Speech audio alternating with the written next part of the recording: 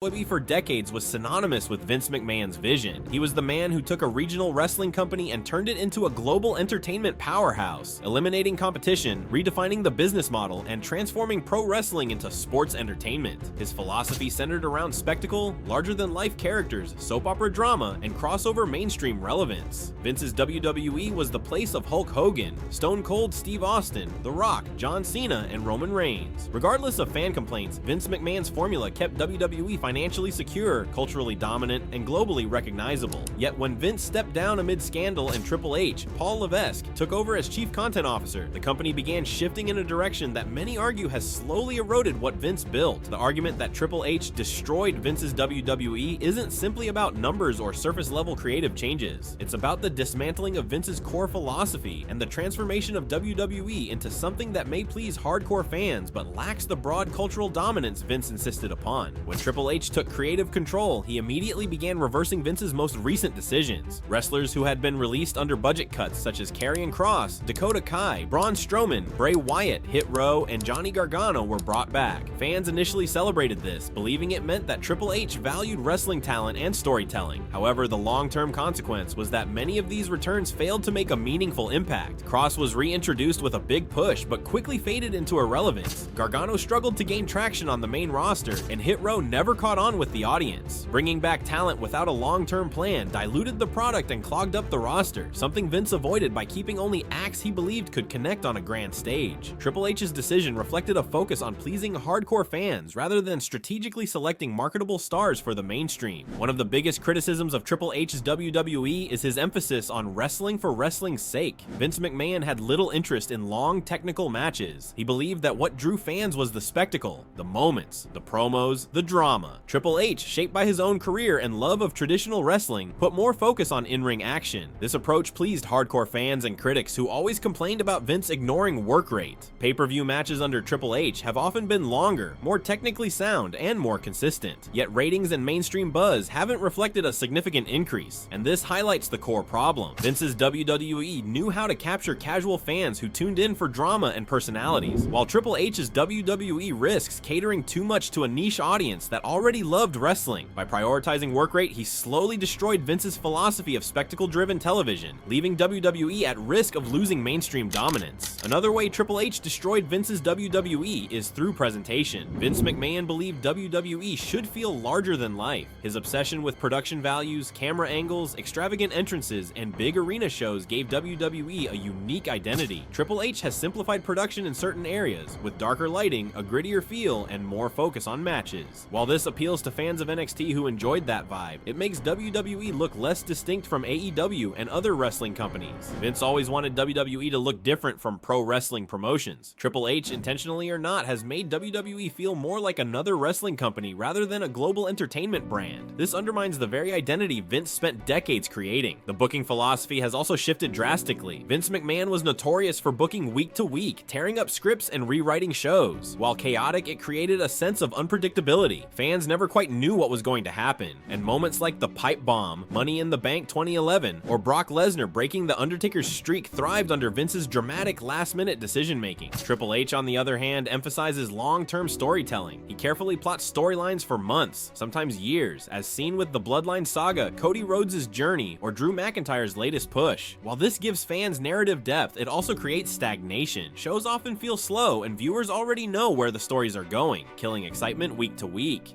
By destroying Vince's spontaneity, Triple H has created a product that might be structurally sound but lacks the chaos and surprise that made Vince's WWE so exciting. Constructive criticism here is that Triple H should merge his long-term planning with some of Vince's unpredictability. Wrestling thrives on moments that shock people. CM Punk's return, Brock Lesnar cashing in, Seth Rollins turning on the Shield. Triple H's WWE is too methodical, too careful, and risks becoming boring despite strong storytelling foundations. To rebuild what Vince perfected, he must incorporate shock value without losing narrative cohesion. Another criticism of Triple H is how he handles stars. Vince McMahon believed in creating megastars. His focus was on on elevating individuals to become crossover names who could transcend wrestling. Hulk Hogan, The Rock, Steve Austin, John Cena, and Roman Reigns were all built in such a way. Vince's WWE was always about finding the guy. Triple H, however, has leaned into a more ensemble-style booking, where the roster as a whole feels stronger, but no single act dominates the cultural conversation. Cody Rhodes has been positioned as a top babyface, but he isn't a global megastar like Cena. Seth Rollins was given a strong push as champion, but never reached rock-level fame. Even Roman Reigns, who Vince built, feels less impactful now that his storyline has slowed under Triple H's direction. By decentralizing the product, Triple H risks destroying WWE's identity as the place that creates global stars. Wrestling without megastars becomes just another show rather than a cultural phenomenon. Another factor is the PG product. Vince McMahon embraced PG in 2008 to secure sponsors and family audiences. This decision alienated some hardcore fans, but made WWE extremely profitable. Triple H hasn't abandoned PG, but his shows often lean slightly edgier in tone compared to Vince's final years. Promos have more bite, stories involve deeper emotional themes, and matches feel harder hitting. While this satisfies older fans, it may alienate families who Vince always targeted. Vince wanted every child to wear a John Cena shirt, beg their parents for tickets, and buy the toys. Triple H's product isn't as kid-friendly in tone, which could damage long-term audience replenishment. Constructive criticism here would be that Triple H needs to balance edge with accessibility. If WWE becomes too adult, it risks losing the pipeline of young fans who grow into lifelong viewers. Merchandising and mainstream crossover is another area where Triple H hasn't matched Vince. Vince McMahon was obsessed with celebrities, media attention, and partnerships. Whether it was Mike Tyson at WrestleMania 14, Donald Trump at WrestleMania 23, or Bad Bunny in recent years, Vince always wanted WWE to break into mainstream headlines. Triple H has maintained some of this, but hasn't emphasized it nearly as much. The shows feel more inward, designed for wrestling fans rather than casual observers. As a result, WWE feels less omnipresent in popular culture than it did in Vince's heyday. Constructive criticism here is that Triple H needs to bring back spectacle and celebrity involvement to keep WWE relevant beyond the wrestling bubble. One undeniable fact is that Triple H has made WWE more stable backstage. Wrestlers speak openly about improved morale, creative freedom, and long-term trust. Vince's chaotic management often frustrated talent, leading to walkouts and bitterness. Triple H destroyed Vince's authoritarian creative style, replacing it with a collaborative environment. While positive, it also means the ruthless, dictatorial vision that kept WWE sharp has softened. Too much collaboration risks watering down ideas, making WWE feel less bold. Sometimes leadership requires unpopular decisions that elevate the product even if they upset individuals. Triple H must avoid the trap of being too accommodating. WWE thrives when it challenges its talent and forces them to adapt under pressure, something Vince was infamous for. A big area where Triple H has destroyed Vince's WWE is NXT's influence. Vince never truly trusted NXT stars, often repackaging or sidelining them. Triple H has filled the main roster with NXT graduates like Gargano, Tommaso Ciampa, Sami Zayn, Kevin Owens, Finn Balor, and more. While these are great wrestlers, many lack the larger-than-life charisma Vince demanded. As a result, WWE's top acts sometimes feel smaller in scale compared to past icons. Triple H's reliance on his NXT favorites risks alienating casual fans who don't connect with them. Constructive criticism here is that Triple H should recognize that what works in a small NXT arena doesn't always translate to massive stadiums. Not every talented wrestler can be a megastar, and WWE's survival depends on finding transcendent figures.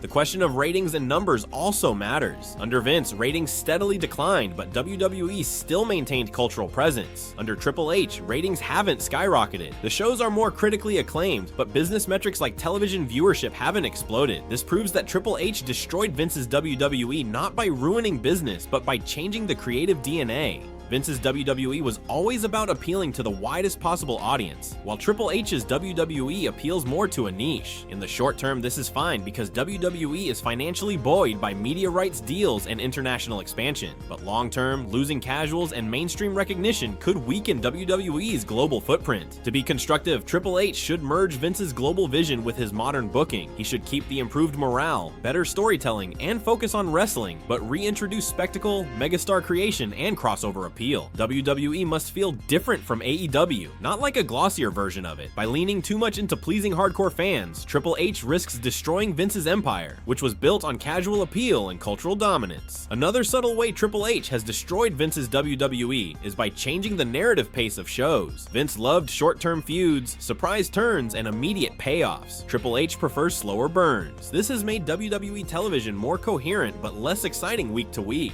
Fans complain of predictable storytelling where outcomes are obvious months in advance. For example, everyone knew Cody Rhodes would eventually finish his story, but the drawn-out journey reduced the urgency. Vince might have pulled the trigger earlier to capitalize on the hype. By delaying too much, Triple H risks cooling off stars.